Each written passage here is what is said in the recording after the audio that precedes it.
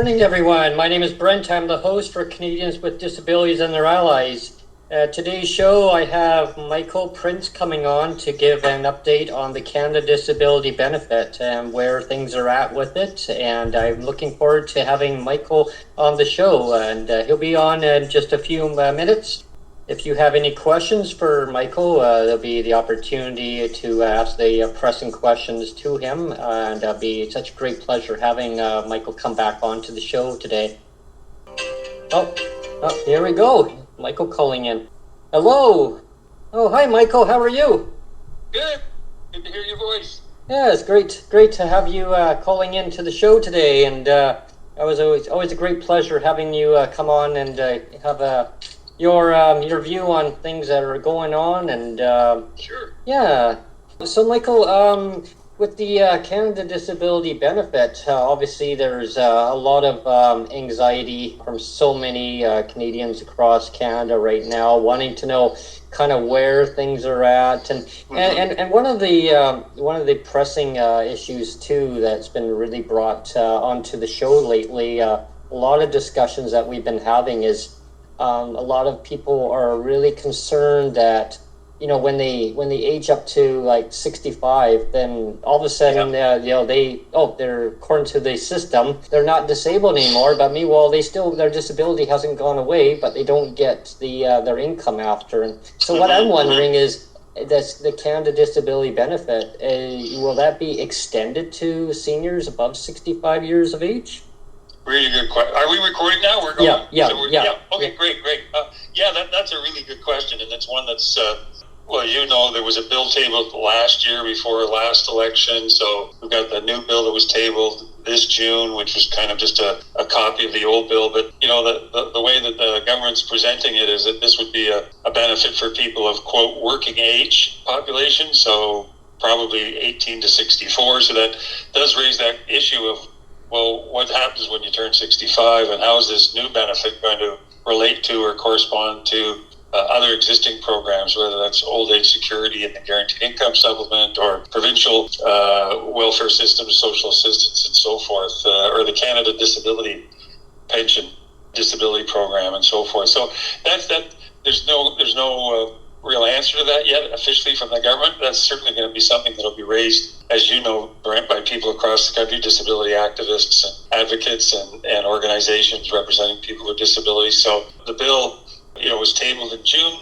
There's nothing in the bill that specifies age, eligibility, or anything else. In fact, what the bill talks about is that those sort of important questions that everyone has on their minds, like, well, how much is the benefit going to be? What's the dollar amount? And how's it going to be calculated? And what's the eligibility criteria in terms of income testing or age, or how's disability going to be defined and assessed? All those really critical questions are all silent in the bill. In fact, the bill says those are the sorts of topics or matters that will be determined through regulations by the department and the minister.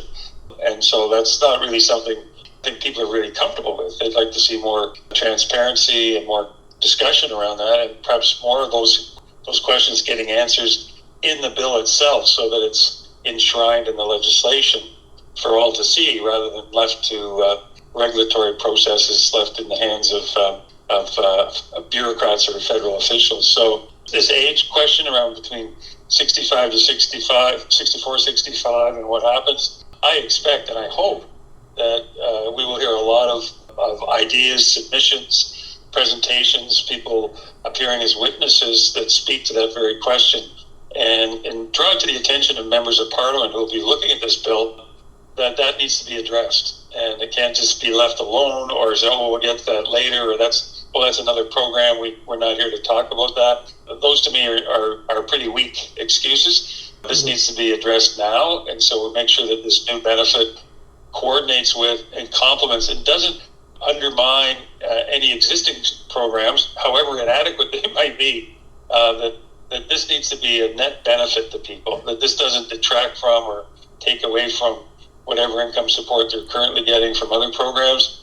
And in fact, this should lead to, I would think, for old age security and for people over 65 living with disabilities, there needs to be further investments there as well. So I hope that kind of conversation it gets raised, and I hope parliamentarians, I know those in the opposition parties will be hearing this and championing this, and I hope that the Liberal MPs on the committee hear it as well and realize that that's a reasonable, it's a predictable concern, and it's a reasonable request by people to have that addressed by Parliament on this.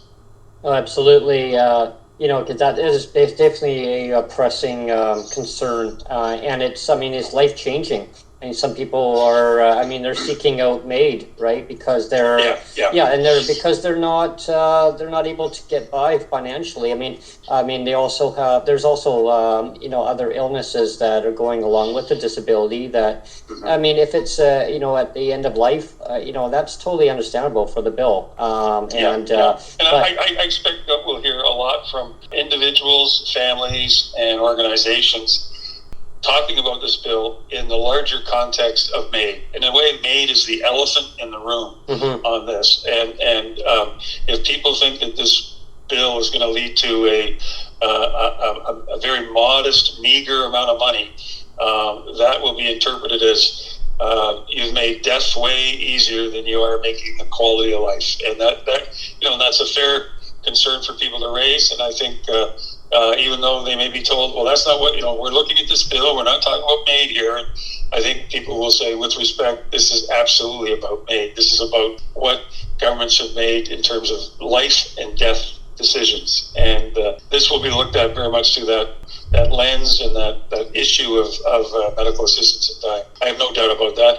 And, bring it on, because that will help, I think, just emphasize the importance of supports to people, whether it's income benefits or other aids, equipment, devices, medical prescriptions, housing, et cetera, et cetera. So this is just, a tip of a bigger iceberg, as you well know. That's, again, at the end of the day, this committee will be charged with looking at this bill about this benefit, but I think it will invite a much more wholesome, fulsome debate and issues by a whole bunch of people to these parliamentarians about the struggles that Canadians with disabilities have every single day. Yeah, indeed. It's and all we have to do is just go forward, and with all the compelling lived experience scenarios of other stories of what people go through, and that will help them develop a concrete bill that's going to benefit everybody. And that's the other part too, is that with that DTC part in there too. I know that's some of the discussions that I've had on the show with a lot of different MPs and people that have not really a lot of insight, but they take the voices forward, and that is part of that. They want to streamline it so that little hurdle it'll actually automatically go to people on provincial benefits. Yeah. So you're talking about the disability tax credit. You're right. This federal, it's complicated. It's a non-refundable benefit tax credit, which, as you know, means you have to have taxable income to qualify for the DTC, and so that rules out hundreds of thousands, probably millions of Canadians with disabilities, significant disabilities, living in low income, struggling in low income, who are not eligible for the disability tax credit. So many groups for many years now have called for, among other things, improving the disability tax credit, among other things, making it a refundable tax credit, so it's eligible for people up and down the income scale, and it would provide a more meaningful support or assistance, tax relief, and cash support for many Canadians with disabilities. And the other thing too, Brent, so where we're at right now on the bill is, as your audience will know, is it was tabled back in June. It got first reading, which is just mean it's tabled by the minister. We're now going to go to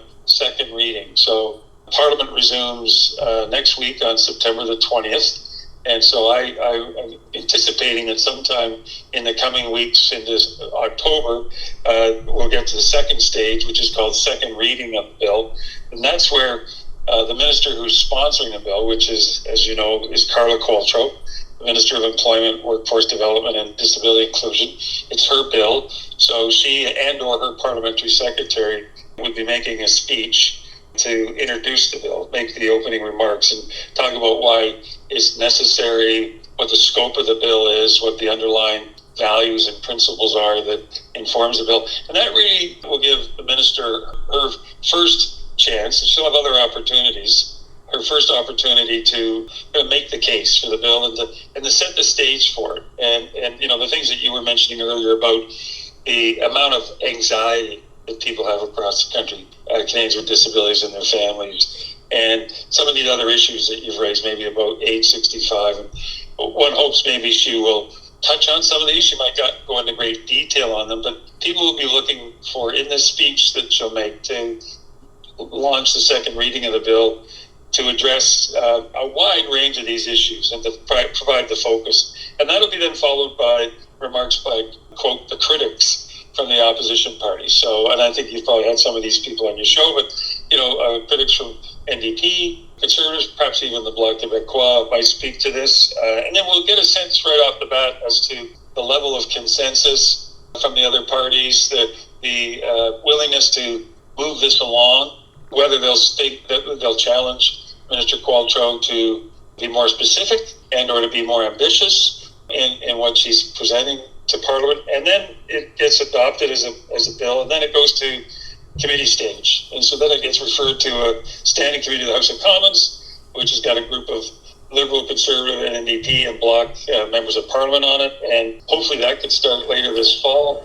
And as you know, that would hold hearings. Probably most of them will be virtual, but it would have witnesses and invite people to make submissions and presentations. As groups make submissions or share their lived experiences and talk about what they'd like to see in the bill and what they don't see in the bill, that might suggest particular amendments or revisions, additions to the bill. Hi, Michael. This is Eva Flightless Birdie.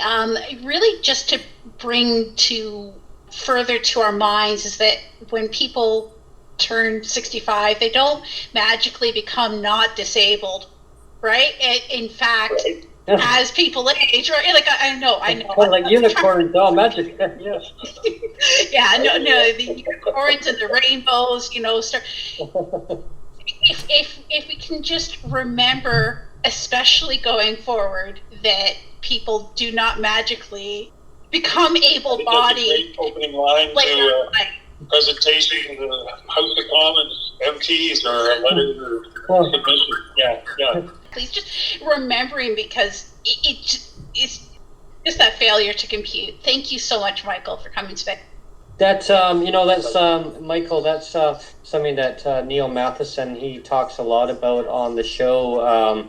He'll use pink unicorns as an example, and that's why I kind of just threw it in there. I know that Evil Flightless Birdie is laughing about that one, but he uses it as a very good example of magically, like, it's supposed to include certain people but exclude other people, and I'm glad like he does that, and he puts humor into it at the same time, but he's being very serious at the same time. Yeah. No, it's good. No, and she made a great. Yeah, and that's a good way for people to hear it. It's got to point out, hey, guess what? We don't magically. Yeah. So, and I think that'll be a really important discussion point in the House of Commons and submissions to the hearings is to, and I think my hunch here, Brent, is that the federal officials have got maybe some poverty numbers that show that when people turn 65 who are already disabled, because they've been struggling, many of them, on inadequate provincial social assistance programs, and they move on to old age security and the guaranteed income supplement, their incomes go up because the federal seniors benefits are better than provincial welfare benefits for the most part.